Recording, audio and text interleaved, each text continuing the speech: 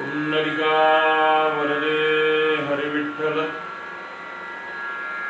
श्री ज्ञानदेव तुकाराम सद्गुरु गजानन महाराज की जय। वंदनीय राष्ट्र संत तुकडोजी महाराज की जय। गोपाल कृष्ण भगवान की जय।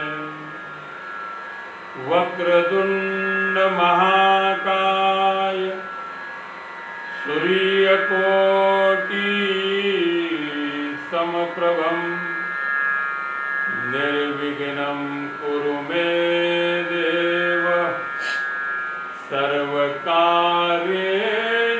सर्वदा। अखण्डमण्डलाकारं व्याप्तमेनं चराचरं तत्पदं दर्शितं येन तस्मै श्री गुरुवे नमः। तस्मै श्री गुरुवे नमः। श्री कृष्ण गोविंद हरे मुरारी हे नाथ नारायण वासुदेव। श्री कृष्ण गोविंद हरे मुरारी हे नाथ नारायण वासुदेव। नारायण वासुदेव हे नाथ नारायण वासुदेव। श्री कृष्ण गोविंद हरे मुरारी हे नाथ नारायण वासुदेव हे नाथ नारायण वासुदेव। गोपाल कृष्ण भगवान की जय। सब साधु संतन की जय।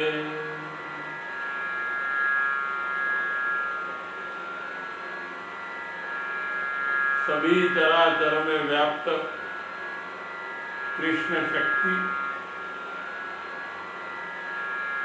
प्रिय उपासकों, आज हमारा विषय है सत्संग किसे फलता है।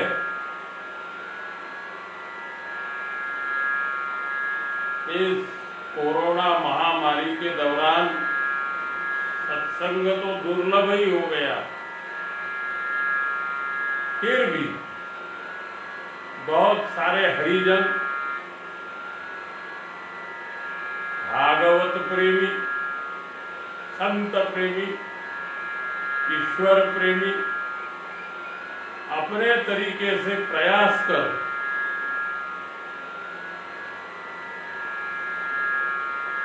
साधकों तक, मुमुक्षु तक, आर्त लोगों तक अपनी वाणी फेसबुक के माध्यम से पहुंचा रहे हैं। और हमारे यहाँ के गुरुदेव सेवा मंडल एडवोकेट सागर कडू और सभी भक्त लोग यहाँ उपस्थित सत्संग को ग्रहण करने वाले, संत वचनों को ग्रहण करने वाले सभी साधकगण आज हमें सत्संग सत्संग।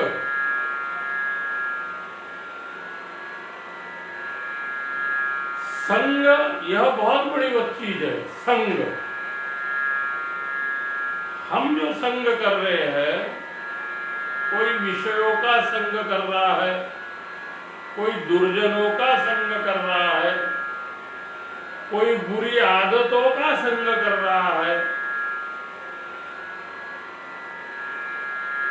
तो ये जो संग है, ये संग ही तो सब कुछ है। संग से ही तो जीवन बनता है। जीवन आज है, कल का भरोसा नहीं। इसलिए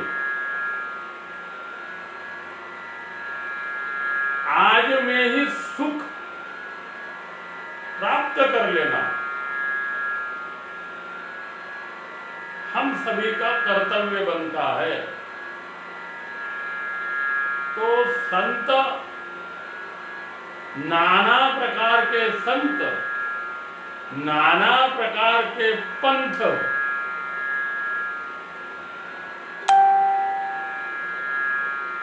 इस धरती पे अपने अपने तरीके से जनता को बोध करा रहे हैं। फिर भी हमारा अधिकार क्या है? जैसे दुनिया में राजा भी है, सेनापति भी है, प्रधान भी है, मंत्री भी है तो सभी इंसान। लेकिन हर किसी का अधिकार अलग अलग है। और अगर कोई सामान्य इंसान बोलेगा कि मैं राजा को डायरेक्टली मिलता हूं, तो ये हो नहीं सकता। उसे मंत्री से मिलना पड़ेगा, फिर वो सेनापति से मिलाएगा, फिर वो प्रधान से मिलाएगा, उसके उपरांत राजा से मिलन होगा। बस इसी प्रकार सत्संग है, सभी संतों का संग हमें भाएगा नहीं, हमें पूरक नहीं होगा।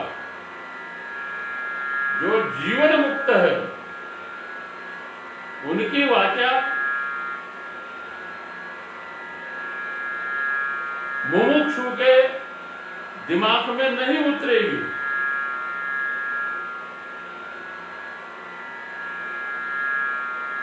संतों की 4 कोटियां शास्त्रों में बताई हुई है। 4 टाइप के संत होते हैं, 4 कोटि के संत होते हैं। एक संत होते हैं जीव कोटि के, दूसरे संत होते हैं देव कोटि, तीसरे संत होते हैं पर कोटि, और चौथे संत होते हैं परात्पर कोटि। ऐसी 4 कोटियों के संत है। विदेही जीवन मुक्त की भाषा अलग होगी।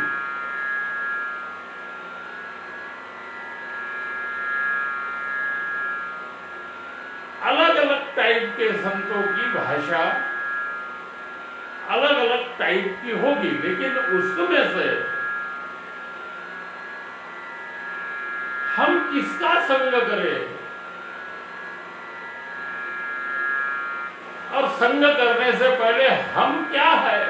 क्या हम आर्त है, अर्थार्थी है, जिज्ञासु है या ज्ञानी है? हम कौन से कोटि के भक्त है? जैसे 4 कोटि संत की है, ऐसे ही 4 कोटियां भक्त की भी है। पहला है आर्त, दूसरा है अर्थार्थी, तीसरा है मुमुक्षु और चौथा है ज्ञानी। प्रिय उपासकों, एक घड़ी आधी घड़ी, आदि से पुनियात, तुलसी संगत साधु की हरे कोटि अपराध,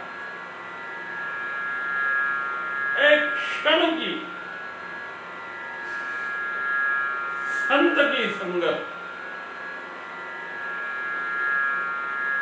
मोक्ष प्राप्ति करवा सकती है। अगर उस संत से हमारा तालमेल बैठ जाए। मेरे कहने का तालमेल कहने का मतलब है कि हमारी दशा उस संत के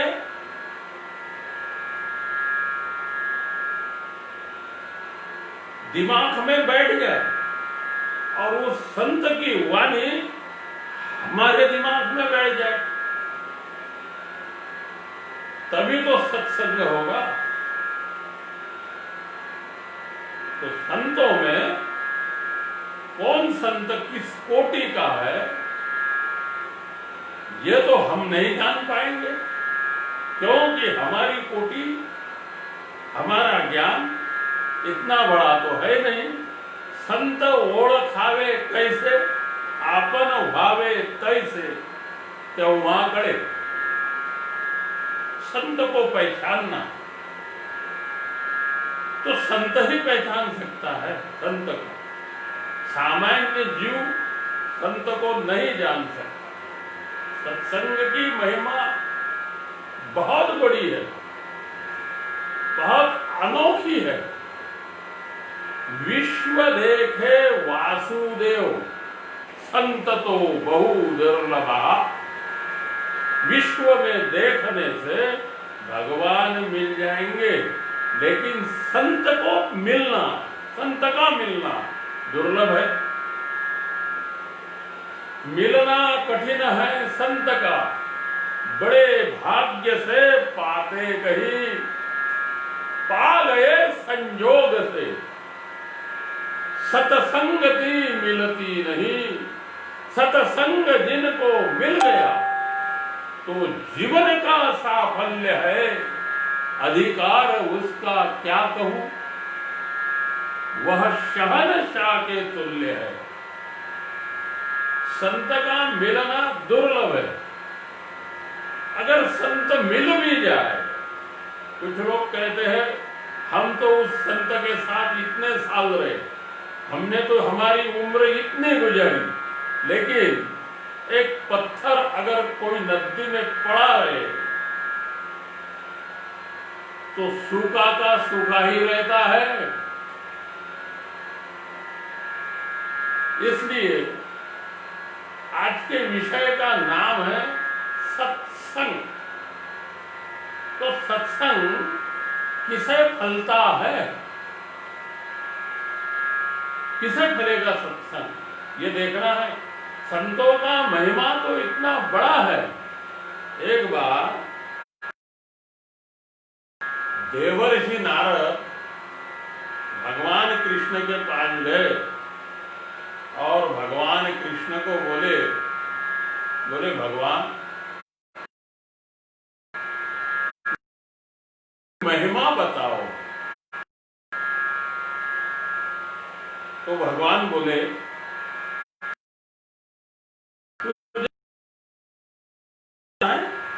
हाँ प्रभु, मैं तो बड़ा आतुर। बोले ठीक है ना,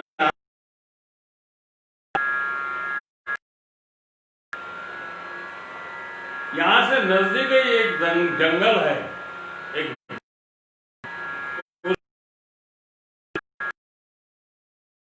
वहां तुझे गिरगिट मिलेगा।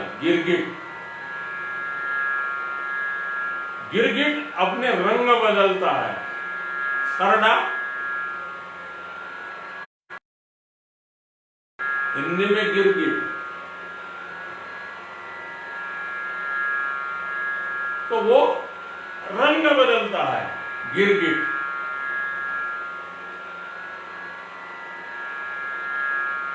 तो नारद जी भगवान के कहने से उस वन में गए और ढूंढ रहे कि रंग बदलने वाला गिरगिट कहाँ मिलेगा। तो एक बहुत बड़े काटी के ऊपर एक गिरगिट की एक आदत होती है, गिरगिट चुपचाप नहीं बैठता, वो अपने मुंडी झुका ऊपर उठा, उसमें भी कुछ मतलब है। हर चीज में कोई ना कोई मतलब होता है, लेकिन हम जानते नहीं है। ये जो प्राणी होते हैं, ये जो पंछी होते हैं, उनकी हर हरकत एक मतलब, उनकी भाषा नवनाथों में धरतरी नाथ हुई, वो जानते थे। चलो हमारा आज हम विषय की तरफ मुड़ेंगे, तो मैं और कहीं निकल जाऊंगा बोलते। तो गौर से सुनना, ध्यान दो। तो गिरगिट रंग बदलने वाला कहां मिलता है, देख रहे हैं नारद। अब देवर्षि को उस गिरगिट पर नजर पड़ी, तो बड़े चोरी चुपके से इधर उधर देखता तो नहीं है कि मैं गिरगिट से बातें कर रहा हूं। नारद जी गए और उस गिरगिट को पूछने लगे, बोले हे गिरगिट, मुझे भगवान कृष्ण ने भेजा है, मैं प्रभु की आज्ञा से आया हूं। तुम मुझे यह बताओ सत्संग का महिमा क्या है। तो उस गिरगिट ने ऐसी गोल गोल अपनी आंखें घुमाई और मुंडी डाल दी, गिरगिट मर गया, 1 मिनट में मर गया। नारद बोले, अरे मैंने इसको सत्संग की महिमा पूछी और ये तो मर गया। फिर नारद वहां से निकले और भगवान कृष्ण के पास पहुंचे। नारायण नारायण, आइए आइए मुनिवर। अरे क्या प्रभु, कैसे हो आप? मुझे उस गिरगिट के पास भेज दिया आपने और उसको मैंने सत्संग की महिमा पूछी। वो पूछते मिनट में मर गया। प्रभु आप बताइए सत्संग की महिमा क्या है। भगवान बोले, नारद तूने ठीक से पूछा नहीं होगा, तू ऐसा कर, यहां पर एक नजदीक गांव है, उस ग्राम में जा और बहुत मीठी वाणी बोलने वाला पोपट, वहां तोता, एक आदमी ने, एक राजा ने पाल के रखा हुआ है, उसको पूछ। भगवान ने नारद जी को भेज दिया। नारद जी चले आए और जहां पर वो तोता था उस घर का पता तलाश करते करते पता लग गया। और घर में दाखिल हुए, नारद जी को देखते बराबर उस गृहस्थ ने नारद जी की पूजा अर्चा की। आइए, नारद जी का बड़ा मान था, तो हर कोई मानता था, देव भी मानते थे, दानव भी मानते थे, मानव भी मानते था, क्योंकि उनका नाम ही नारद है। नारद, जिनकी सलाह को कोई रद्द नहीं कर सकता, उन्हें नारद कहते हैं। इसलिए उनका बड़ा मान था, बड़ा सम्मान था नारद जी का। तो नारद जी गए और उस गृहस्थ से कुछ बातें हुई इधर उधर की। उसके बाद में उस नारद जी ने उस तोते के पिंजरे के पास खड़े हो गए, जरा इधर उधर देखा और धीमी आवाज में उस तोते को पूछा। बोले, तोते महाराज, पोपट बाबा, मैं तो भगवान की आज्ञा से आपके पास आया हूं जरा सत्संग की महिमा बताओ। तो जो हाल गिरगिट का हुआ वही हाल तोते का हुआ। तोते ने अपनी आंखें घुमाई, गर्दन घुमाई और तोता मर गया।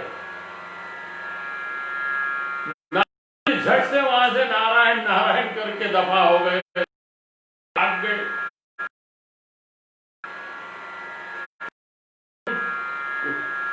भगवान के पास पहुंचे, बोले प्रभु ये आप मेरे साथ क्या खेल खेल रहे हो?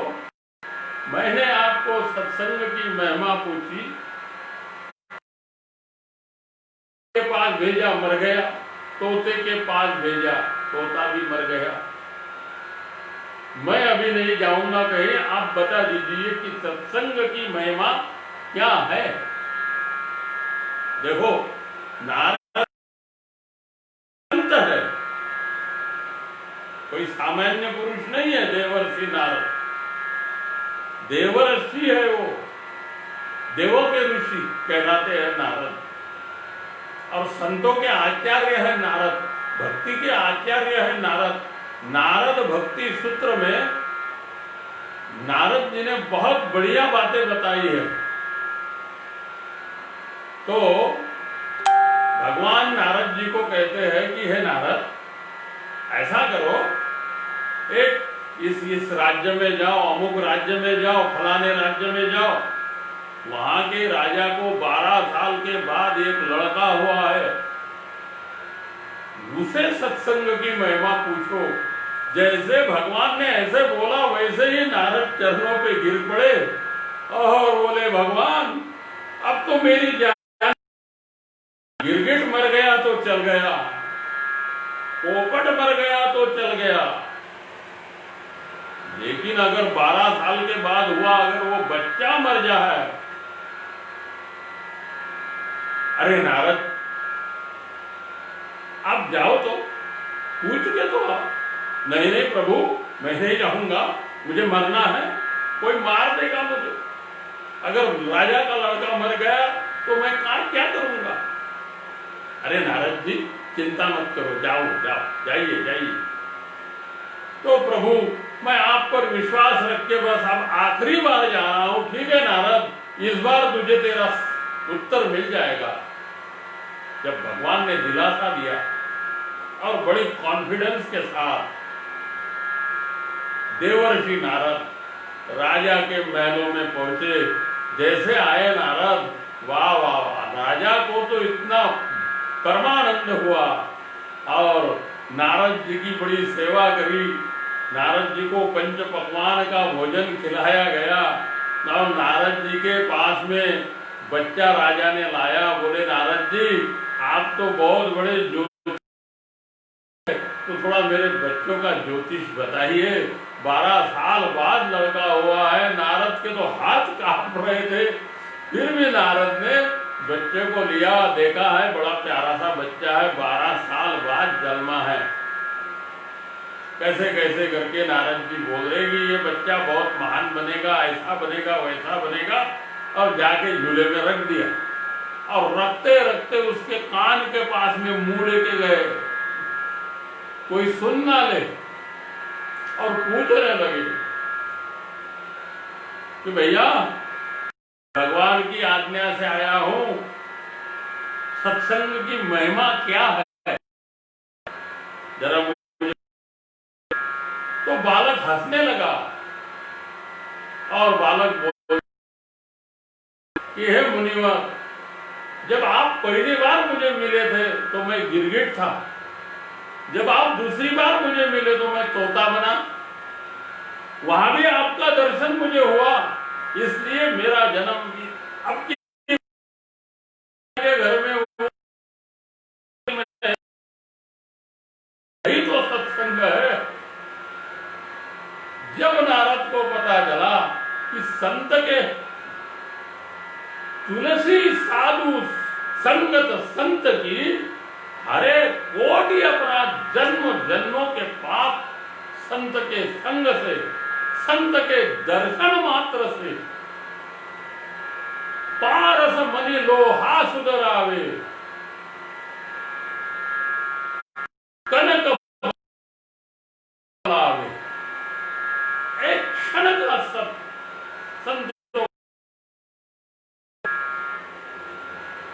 इंसान को मुक्ति दिला देता है, उसे ज्ञानी बना सकता है। इतनी पावर सत्संग में है। लेकिन सत्संग जिसको भाना पड़ेगा। भाना क्या मतलब है? किसको कहते हैं सत्संग जिसको भा गया? किसे भाएगा सत्संग? हाँ, तो ये देखना है कैसे फलित होता है सत्संग, किसको फलित होता है सत्संग, ये देखना है। अगर सत्संग सभी को फलित होता तो हम पता नहीं कितनी भागवत सुन रहे हैं, कितनी कथाएं सुन रहे हैं, कितने कीर्तन सुन रहे हैं, लेकिन हमारी दशा जो राग द्वेष अभी गए नहीं, झूठा अहंकार घर करके बैठा है हमारे हृदय में।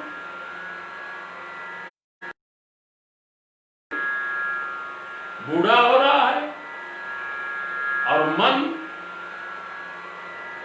युवा हो रहा है, दौड़ ही रहा है। अभी तो हमारे विषय भी मिटे नहीं है।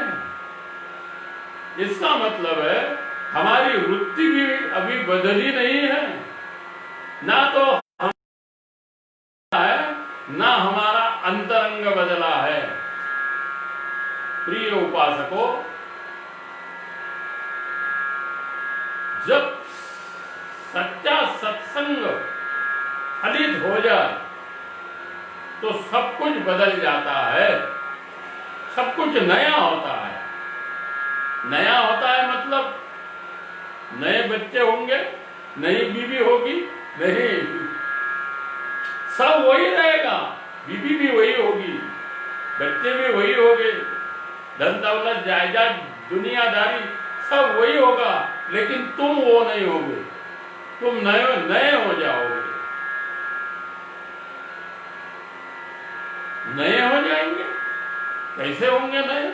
हमें समझ में नहीं आया, जरा समझा के बताओ कि नए क्या होंगे। हाँ, हमारा दृष्टिकोण नया हो जाएगा, हमारा नजर बदल जाएगा। जब हमें सच्चा सत्संग मिल जाए तब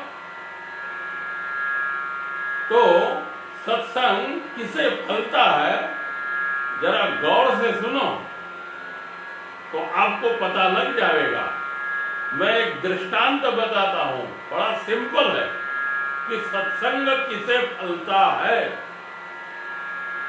सत्संग का ज्ञान किसे होता है? सत्संग करने पर कौन ज्ञानी बन सकता है? किसके दोष दूर हो सकते हैं? अन्यथा कितना भी सत्संग करो, दोष दूर नहीं होगा। तो एक साधु बाबा के पास एक होते हैं, वासरमणि होता है, नाग के पास नागमणि होता है, चंद्र के पास चंद्रकांत मणि होता है।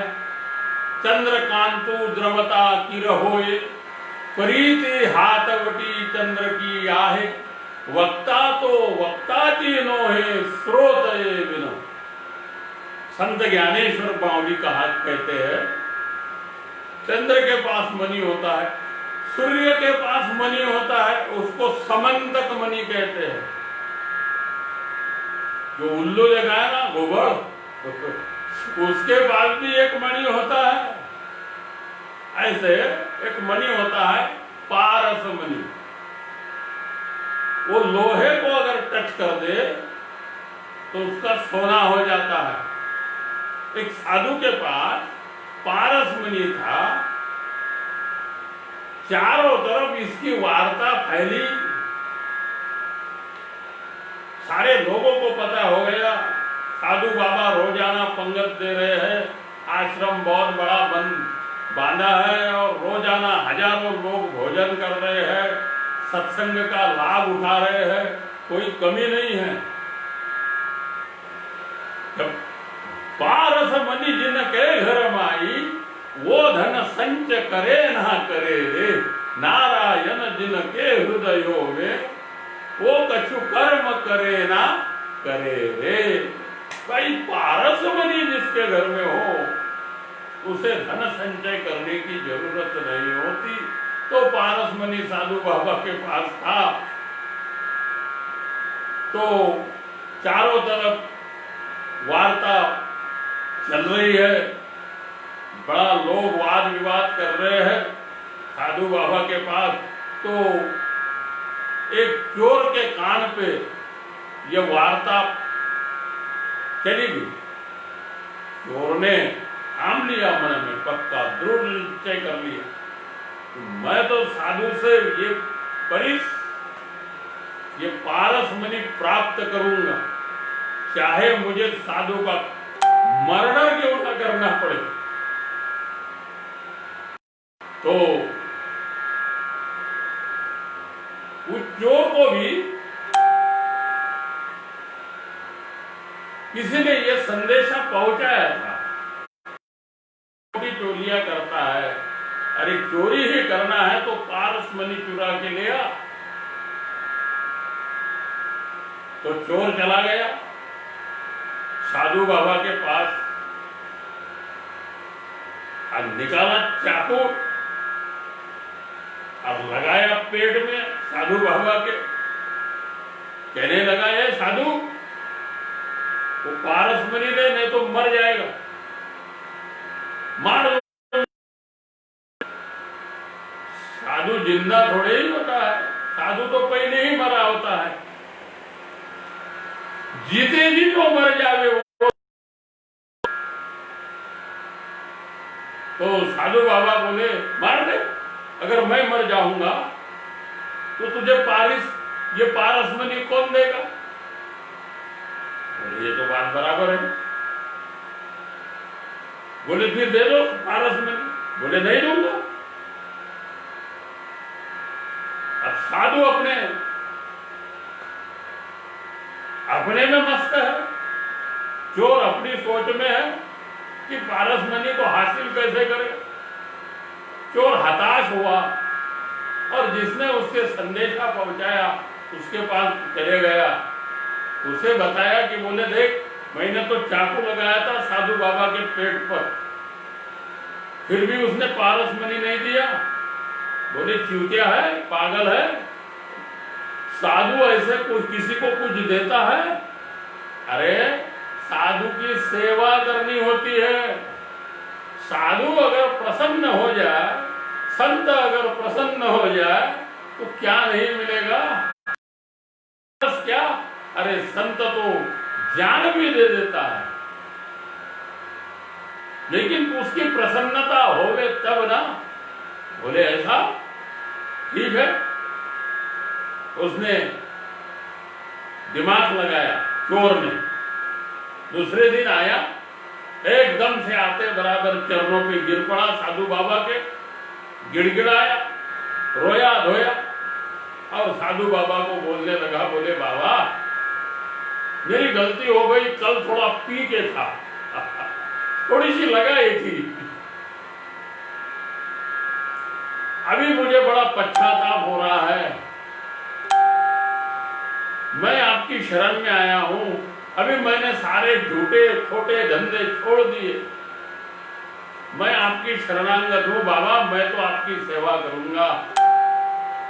तो चोर 6 महीना तक साधु बाबा की सेवा करता रहा, बड़े जी जान से करता रहा, बड़े प्रेम से करता रहा। तो चोर की सेवा देखकर साधु बाबा सच में प्रसन्न हो गए। उसने सेवा ही करी, सही सेवा करी, सच्ची सेवा करी, दिल मन से करी। क्यों? उद्देश्य, हाँ, हम जो भी करते हैं उसमें हमारा उद्देश्य क्या है, यह बहुत अहम बात है। हम भक्ति करते हैं पूजा करते हैं, सत्संग करते हैं, जो कुछ भी करते हैं, चाहे संसार करते हैं, चाहे किसी का अच्छा करते हैं, बुरा करते हैं, उसमें हमारा उद्देश्य क्या है, ये बहुत अहम बात है। चोर ने सेवा बहुत करी, लेकिन उद्देश्य एक ही था, पारसमणि प्राप्त करना। तो साधु बाबा प्रसन्न हुए और चोर को बोलने लगे, अरे बोले बेटा, सच में तूने बहुत महीनों से सेवा करी है, मैं प्रसन्न हुआ हूं तुम्हारी सेवा से। अब बोलो, मांग लो, आज क्या मांगना चाहते हो, मैं प्रसन्न हूं। बोले साधु बाबा, सच में आप प्रसन्न हो? बोले हाँ। आप सच में मुझे देना चाहोगे? बोले हाँ। मांगो तो। अरे जरा मांग के तो देखो। बोले बाबा, मुझे कुछ नहीं चाहिए, मैंने सुना है आपके पास पारसमणि है, वो दे दीजिए। बोले ठीक है। वो उधर एक पेटी रखी है, साधु बाबा के पास इतनी सी पेटी थी, वो भी लोहे की, बहुत पुरानी पेटी थी, वो भी लोहे की, और उसमें पारस रखा था। वो पारसमणि उस पेटी में बंद था। बोले ये पेटी ले आओ मेरे पास। पेटी लाई, ताला खोला और उसमें से पारसमणि निकाला। बोले ये ले पारसमणि। चोर के अंदर जो संस्कार थे पुराने, वो उबल के बाहर आ गए। संस्कारों को मिटाना इतना आसान नहीं है। सत्संग के बिना संस्कार नहीं मिटते, शास्त्रों के बिना, संत सेवा के बिना संस्कार का मिटना असंभव है। चोर एकदम बिखर गया। बोले साधु बाबा, आपने मुझे क्या समझ के रखा है? क्या मैं पागल हूं? अरे ये पारसमणि लोहे में लगते बराबर स्पर्श करने से स्वर्ण बन जाता है लोहा, और ये पेटी जो है ये तो लोहे की है, ये स्वर्ण नहीं बनी, इसका मतलब ये पारसमणि नहीं है। अब थोड़ा ध्यान दो, गौर से सुनो। साधु बाबा उस चोर को कहते हैं, अरे बेटा, ये पारसमणि ही है। बोले सिद्ध करके बताओ। तो थोड़ा सा लोहा साधु बाबा ने लिया और जैसे लगाया सोना हो गया। बोले बाबा ये कैसा? बोले बेटा, ये भी लोहा ही है और पेटी भी लोहे की है, लेकिन जो पेटी लोहे की है वो बहुत पुरानी है, उसमें जंग लग गया है, और ये जो मैंने अभी सोना बनाया ये भी लोहा, बड़ा साफ सुथरा। पारसमणि बिना जंग के लोहे का ही सोना बना सकता है, जंग लगे लोहे को सोना नहीं बना सकता। प्रिय उपासकों, ठीक इसी तरह जिस पुरुष में, जिस सत्संग में, सत्संगी में जो भी सत्संग करना चाहता हो, अगर जंग लगा हो, विषयों का जंग, द्वेषों का जंग, बुरी आदतों का जंग, कामनाओं का जंग, अगर ये जंग लगा हो तो उसे सत्संग फलित नहीं होगा, तो पहले सत्संग करने से पहले हमें हमारी आदतों को ठीक करना होगा। दूसरी बात, हमारे से थोड़े ऊपर वाले लेवल, थोड़ी ऊपर की लेवल, जैसे हम संसारी है तो कोई विरक्त संत मिल जाए, थोड़ा ऊपर का विरक्त मिल जाए तो कुछ हमारा काम बन सकता।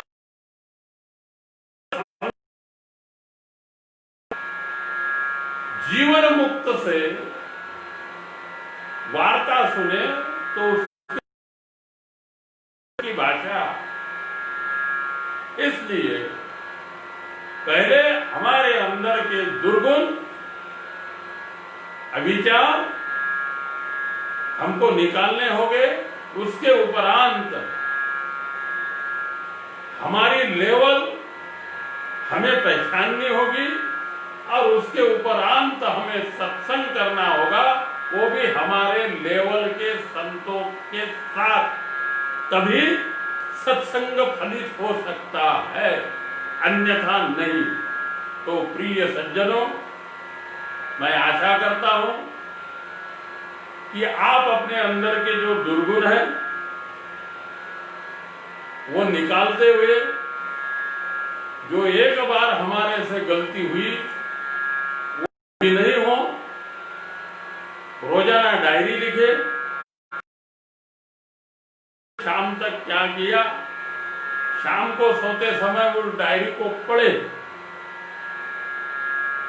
वो डायरी पर्सनल अपनी ही हो, उसे कोई ना देखे।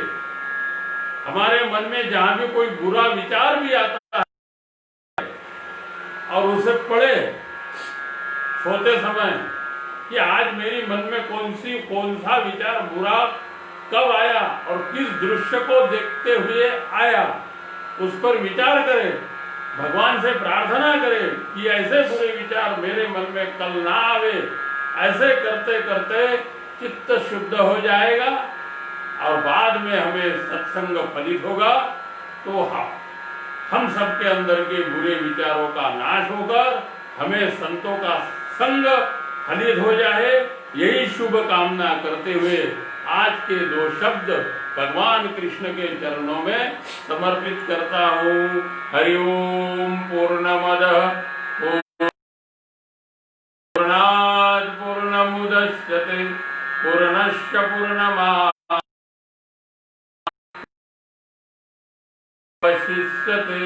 ओम।